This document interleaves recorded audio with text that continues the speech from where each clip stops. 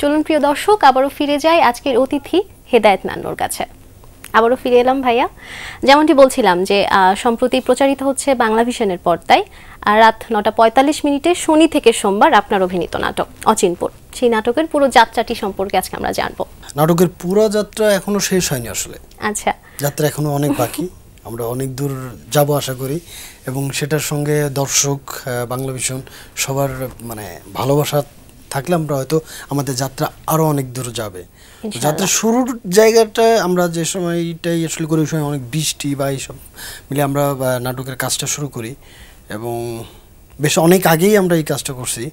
অনেক ভালো লাগা, ভালোবাসার অনেক মানুষ এখানে হারাই গেছে আমাদের মাঝে। যেমন আমাদের মানে আজকের এই অনুষ্ঠানে না বললে নয়, নাসির ভাইয়ের কথা যদি না বলি না খুব খারাপ লাগবে। নাসির ভাই হচ্ছে আমাদের প্রোডাকশনের, যে আমাদের প্রোডাকশনে হেল্প করতো সারাদিন।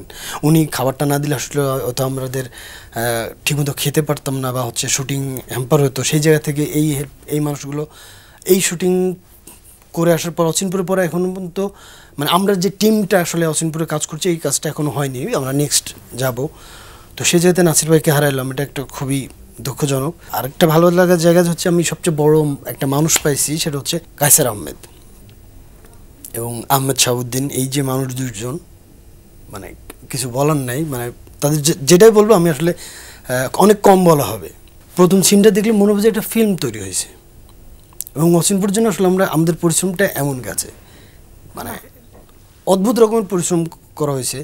এবং অচিনপুর নাটকের কিছু মেসেজ আর মানে যাচ্ছে বা সামনে মানে দর্শক দেখতে পাচ্ছে। ডিজিটালাইজ যে বিষয়টা না, আমরা আসলে মুখে বলি অনেক সময়, সেই জায়গা থেকে আমাদের একটা জিনিস দেখানো হয় যে সব কিছু কিন্তু হচ্ছে পুরুষ কেন্দ্রিক একটা ব্যাপার থাকে। অচিনপুরে এটা নাই, করা হয়নি। অচিনপুরের একটা টিম আছে মেয়েরা, যেটা প্রতিবাদী মেয়ে। আমি জানি না যে অন্য কোনো নাটকে কখনো হয়েছে কি না, যেটা কায়সার ভাই, শাহাবুদ্দিন ভাই এই জায়গাটাকে ক্যাচ করছে, এবং এটা খুবই ভালোভাবে ফুটিয়ে তোলা হয়েছে। এটা খুব ভালো লাগার একটা দিক। একটা গ্রাম, একটা অচিনপুর নাটকের অনেকগুলো ক্যারেক্টার আছে, ভালো মন্দ সব কিছু, যেটা হয় আসলে একটা গ্রামের ভালো মন্দ সব রকম মানুষ থাকে, কিন্তু সেইটাকেই ক্যাচ করা হয়েছে। যে কারণ আমরা শ্যাডো দেখতে পাই না, মানে যেটা হচ্ছে আমি আপনাকে যেটা দেখাবো আপনি সেটা দেখতে বাধ্য, কিন্তু আপনার ভেতরে আরেকটা থাকতে পারে। এই ক্যারেক্টারগুলো হচ্ছে কায়সার ভাই প্লে করার চেষ্টা করতেছে, এবং আমরা চেষ্টা করছি সবাই মিলে এটাকে ফুটিয়ে তোলার।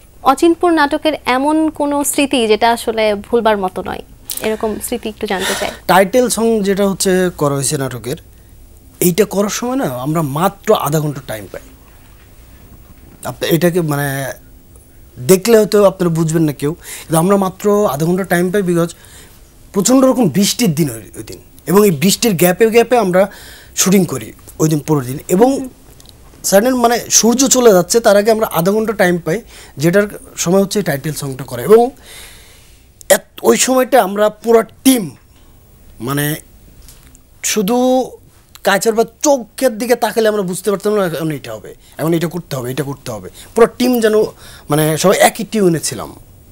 এইটা আসলে একটা টিম ওয়ার্ক ছাড়া সম্ভব না। কারণ হচ্ছে যে কোনো কাজে হচ্ছে মানে যদি আমরা টিমের কেউ হচ্ছে একজনের চোখ না দিয়ে মানে পালস না বুঝতে পারি না, তখন আসলে কাজটা হয় না। তো অচিনপুর নাটকে আমাদের আসলে পালসটা এমন, আমরা জানি আসলে ওকে বর্দা মিঠু এই টোন দিছে, তার মানে এরপরের এক্সপ্রেশনটা এইটা আসতে পারে। জীবন দিয়ে এইটা বলতেছে, তার মানে এরপরেরটা এইটা হবে। কাছের ভাই এই টোনে এখন আছে, তার মানে হচ্ছে যে সিনের মুডেই আমরা আসলে বুঝতে পারি। যেটা অচিনপুরে আসলে আমাদের এই সিঙ্ক আপের কারণে নাটকটা আশা করি দর্শকের ভালো লাগে এবং দর্শক এনজয় করবে। এবং অভিনেতাদের বোধহয় বিশেষ একটা ক্ষমতা, এই যে পালস বোঝা বা এই যে টিম ওয়ার্ক, অভিনয়ের ক্ষেত্রে এটি দরকারি এবং প্রয়োজনীয় বলা যেতে পারে। অবশ্যই দেয়। অভিনেতার ক্ষেত্রে একটা জিনিস জান, আমরা যখন কাজ করি তখন 50 জনের একটা টিম থাকে। একজন অভিনেতা অ্যাকশন বলার আগে 50 জনের ভিতরে 30 জনের সঙ্গে কথা বলে, এই কি অবস্থা ভাই, হ্যালো, হয় না, অনেক কিছু হয়, এই তোর না এইটা আমার ভালো লাগেনি বা ওইটা। তার মানে সে হচ্ছে কিন্তু সিনের ভিতরে নাই, সে বিভিন্ন বিষয় নিয়ে কথা বলতেছে, কিন্তু যখন অ্যাকশন বলবে তার ন্যানো সেকেন্ড আগে কিন্তু সে কিন্তু তার ক্যারেক্টার এবং সেই জায়গা। সো অভিনেতার এই জার্নিটা খুব মানে ইম্পর্টেন্ট। নাটকের প্রতি যে এই যে প্রেম, বা অভিনেতা হিসেবে নিজেকে প্রতিষ্ঠা করবার যে একটি চেষ্টা, এটার আসলে শুরুটা কিভাবে হয়েছিল? অনেক ছোট থেকে। আচ্ছা। আমি কখনো অন্য কিছু হতে চাইনি। আমি ভালো ফুটবল খেলতাম, খুব ভালো ফুটবল খেলতাম, এবং আমি এটাকে কি বলে টাকার বিনিময়ে খেলা করে বেড়াতাম। আমি টাকা পাইতাম ফুটবল খেলে, আমি এবং আমার বড় ভাই দুজনেই টাকা নিতাম। তখন হয়তো 500-200 একটা বুট কিনে দিলে এর জন্য চলে যেতাম খেলা করতে। কিন্তু হতে চাইছি অ্যাক্টর। এটার একটা বড় প্রমাণ কিন্তু আপনি কিন্তু পড়াশোনাটাও করেছেন নাট্যকলার উপরে। অন্যান্য বিষয় ছেড়ে নাট্যকলায় পড়াশোনা করা এটাও কিন্তু একটি বিশাল চ্যালেঞ্জ বা সাহসিকতার বিষয় বলে আমার মনে হয়। সবার সামনে মানে দর্শক শুনছে সেই জায়গা থেকে বলি, আমি যখন ইউনিভার্সিটি অ্যাডমিশন দিই, আমার বন্ধুরা তখন কেউ 5টা সাবজেক্ট, 6টা সাবজেক্ট বা 2টা সাবজেক্ট, আমি শুধুমাত্র নাট্যকলায় অ্যাডমিশন দিয়েছি। আর কোনো সাবজেক্ট আমি পরীক্ষা দিই নাই, এক্সামে আমি অংশগ্রহণ করি নাই, শুধুমাত্র নাট্যকলায়। আমার টার্গেটই ছিল আমি অ্যাক্টিং শিখব, আমি নাটকের উপর পড়াশুনো করব। এটা মানে আমি যখন থিয়েটারের সঙ্গে যুক্ত হই তখন আমি ক্লাস 5-এ পড়ি। ওই সময় থেকে আমার মনে হয়েছিল যে আমি এটাই করব। আমার মানে অন্য হয় না আসলে, আমার ভেতর থেকে অন্য কিছু কাজ করে না। আমি আমি একটা মানুষকে যত তাড়াতাড়ি পড়তে পারবো, আমি আমার ক্যারেক্টার তার থেকে বেশি আগে পড়তে পারি। সামনের মানুষটা পড়তে পারি না, কিন্তু আমি পড়তে পারি আমার ক্যারেক্টারটা পড়তে পারি। আর আমি তারপর থেকে আমার মনে হচ্ছে যে না, এটা ছাড়া হবে না। আমি অনেকগুলো অফার, অনেক লাইফের অনেক কিছু পার করে আসছি, আমি ক্যামেরার পেছনে কাজ করে আসছি, আমার হয়নি। অনেকের থিয়েটারের যে জ্ঞানটা বা থিয়েটার থেকে তারা কেউ আসেনি, এই বিষয়টিকে কিভাবে দেখেন? সবাই গড গিফটেড না। থিয়েটার হচ্ছে চর্চার বিষয়, চর্চাটা না থাকলে মানে এটা হবে না। প্রত্যেকটা মানুষের আলাদা আলাদা সত্তা। আমার মায়ের সাবকনসিয়াস কিন্তু আমি জানি না, আমার বাবার সাবকনসিয়াস কিন্তু আমি জানি না, কিন্তু কনসিয়াসলি কিন্তু আমি আপনি এখন কথা বলছি, কিন্তু আপনার সাবকনসিয়াস কিন্তু অন্য কিছু কাজ করতেছে। এটা হচ্ছে মানুষ। তো অভিনেতা হইতে গেলে এই শিক্ষাটা না থিয়েটারে থেকে পাওয়া যায়। সাবকনসিয়াস কীভাবে মানে বোঝা না বোঝার, আমরা জানি না যে মোম একটা, যেমন যদি বলি যে একটা মোম যদি আমরা এখানে জ্বালে রাখি, মোমের 7টা কালার হয় ওই আলোটার, এটাকে আমরা দেখি, আমরা 2টা কালার দেখি, ইয়েলোইশ একটা হচ্ছে ব্লুইশ, 7 কালার আছে ওখানে। এটা থিয়েটার যে করে না, যারা যে প্র্যাকটিসের মধ্যে থাকে সে ওটা দেখতে পায়। তো একজন অভিনেতা হইতে গেলে এই জার্নিটা লাগবে। আমি এলাম, জয় করলাম, চলে গেলাম, চলে যেতে আসি নাই, থাকতে আসছি। হতে পারে আমার জার্নি কষ্ট হবে, অনেক কষ্ট হবে, কিন্তু চলো যেদিন যাব সেই দিন যেন হচ্ছে যে কাজগুলো থেকে যায়, আরো 100 বছর যেন হচ্ছে যে আমি থেকে যাই। ভাই একটু জানতে চাই যে এই যে এত দীর্ঘ যাত্রা, যদি বলি পারিবারিক সহযোগিতাটা কতটুকু ছিল, সাপোর্টটা কতটুকু ছিল? গ্রামের একটা ছেলে, আমার ঢাকার শহরে কোনো ব্যাকগ্রাউন্ড নাই বা বড় মাপের কোনো, আমি একদম, আমার বাবা কৃষক, আমার মা হচ্ছে লেখাপড়া জানে না। আমার মানে গ্রামে আমার বাড়ির সঙ্গে যেটা হচ্ছে যে হিন্দু ফ্যামিলি ছিল, ওদের ওখানে কীর্তন হইতো বড় পূজার দিনে, মানে বড় দুর্গা পূজার সময় যে উৎসবটা হতো ওখানে যাত্রা হইতো, এটা আমি দেখতাম বা মানে ইয়ে করতাম। তো ওই জায়গা থেকে না, ওই যাত্রা যখন দেখতাম না, আমার মনে হইতো যে এইরকম যদি আমি করতে পারতাম। তখন তো আমি অনেক ছোট, কিন্তু ওই জায়গা থেকে মনে হয়েছে এটা করতে হবে। এবং আমি যখন বলি যে সহযোগিতার কথা বলি, আমি যখন কীর্তন হয়েছে আমার বাড়ি থেকে অনেক দূরে, বাবাকে বললে পারে নিয়ে যাইতো, সে আমার দিয়ে আসতো রাতে। গাজির গান হলে আমাকে দিয়ে আসতো, যে আমি গাজির গান দেবো। তখন আমি কিন্তু হাই স্কুলে পড়ি, কিন্তু দিয়ে আসতো। যখন আমি বলছি যে আমি নাট্যকলায় পড়বো, কেউ কিছু বলেনি। বাহ।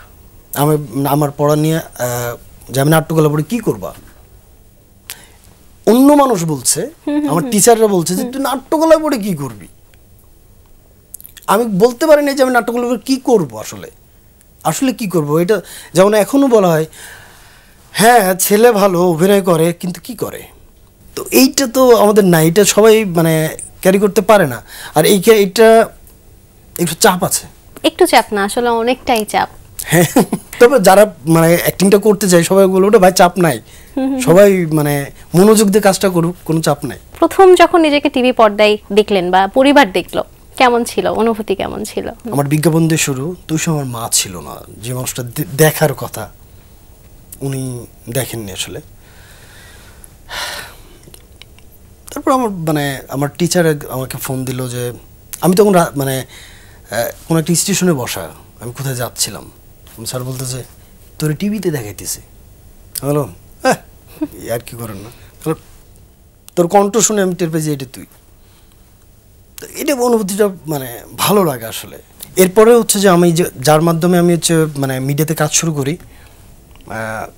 পিপলু ভাই আমাকে বললো যে ঢাকা শহর চিনছো? বললাম জি। এবার যাও গা, এবার অ্যাক্টিংয়ের জন্য মুভ করো। এই অ্যাক্টিংয়ের জন্য মুভ করতে আসার পর মনে হলো আমি সমুদ্রের মাঝে পড়ছি। কারণ হচ্ছে যে বিজ্ঞাপনের থেকে আমি আসলে একটা ছোট্ট জায়গায় ছিলাম, এবং এটা আমার গন্ডি ছিল লাইফ, এই জায়গায় এটা আছে এটা আছে, আমি এইভাবে করতে ফেলতে হতো। অ্যাক্টিং করতে আসার পর মনে হচ্ছে এত মানুষ, এত কিছু, কার সাথে যোগাযোগ করলে হবে না বলে কিচ্ছু বুঝতাম। তারপরে আস্তে আস্তে আজকের এই যে আপনার সামনে বসা, দর্শকের ভালোবাসা পাওয়া, অচিনপুর বা বকুলপুর, আরও যত নাটক আছে। সামনে আমরা আর কি কাজ পেতে চলেছি বা ভবিষ্যৎ পরিকল্পনা কি? ফিল্ম আসলে আবার ওই পিন্টু টাইপের ক্যারেক্টার ছাড়া আমি করবো না। এর ভিতরে যে অফার পাইনি তা না, কিন্তু যেগুলো অফার পাই সেগুলো আসলে আমার ক্যারেক্টার পছন্দ হয়নি। আমি আসলে এক সিন, ন্যানো সেকেন্ডের জন্য একটা সিন করতে চাই, কিন্তু আপনি মানে বা দর্শক হল থেকে বেরোয় যাওয়ার ওইটা মনে রাখতে হবে আমার, এতটুকুর জন্য আসলে ওয়েট করি। আর কাজ আমার সামনে আরেকটা সিরিয়াল আসতেছে, মানে আরও কয়েকটা আর কি। তার ভিতরে একটা হচ্ছে আমার মানে ব্যাটে বলে খুব ভালোভাবে মিলছে, সেটা হচ্ছে যে রাজশাহীর। আচ্ছা, যেহেতু আমি রাজশাহী ইউনিভার্সিটির, এবং সিরিয়ালটা হচ্ছে যে মানে কোথায় যাবে এখনও জানি না, বাট আমরা কাজ শেষ করছি মোটামুটি 13 পর্ব 26 পর্ব এরকম একটা কাজ হয়েছে। তো ওইটা হচ্ছে রাজশাহী টু ঢাকা টু রাজশাহী। তো আমি রাজশাহীর ভাষায় কথা বলি, এটা খুব অনেক দিন পর রাজশাহীর ভাষায় কথা বলতে পেরে ভালো লাগতেছে। কারণ ইউনিভার্সিটি পড়ার সময় আমি তো ওই মানুষগুলোর সঙ্গে মিশতাম, ওই মানুষগুলোর সাথে কথা বলতাম, এটা খুব ভালো লাগে। এখন কাজ করতেছে, দেখি কি হয় ভবিষ্যতে, জানি না। শুভকামনা ভাইয়া, আপনার এই পথ আরো দীর্ঘ হবে সেই কামনা। আমরা আয়োজনের একেবারে শেষ পর্যায়ে চলে এসেছি, দর্শকদের উদ্দেশ্যে যদি কিছু বলার থাকে। আপনারা হিরো বলে আসলে আমরা বেঁচে আছি, বেঁচে থাকবো আপনাদের মাঝে। সো আপনারা বাংলা নাটক দেখুন, বাংলা নাটকের সঙ্গে থাকুন, সুস্থ থাকুন, ভালো থাকবেন। প্রিয় দর্শক, এতক্ষণ কথা হচ্ছিল অতিথির সঙ্গে, এবার সময় হলো বিদায় নেবার। আমাদের অনুষ্ঠান সম্পর্কে আপনার যে কোনো মতামত ও পরামর্শ জানাতে লিখুন এই ঠিকানায়। প্রযোজক Din Protidin, Banglavision, Noor tower, 110 Bir Uttam CR Dutta road, Dhaka 1205। Phone number 96320303 আমাদের ইমেল অ্যাড্রেস dinprotidin@banglavision.tv। ব্রিটিশ রাজনীতিক বেঞ্জামিন ডিসরেইলির একটি উক্তি বলে বিদায় নেব আজ। তিনি বলেছেন, সঠিক কাজ করার চেয়ে সমালোচনা করা অনেক সহজ। প্রিয় দর্শক, সবাই ভালো থাকুন, সুস্থ ও সুন্দর থাকুন। আজ সারাদিন সবার জন্য শুভ ও কল্যাণময় হোক।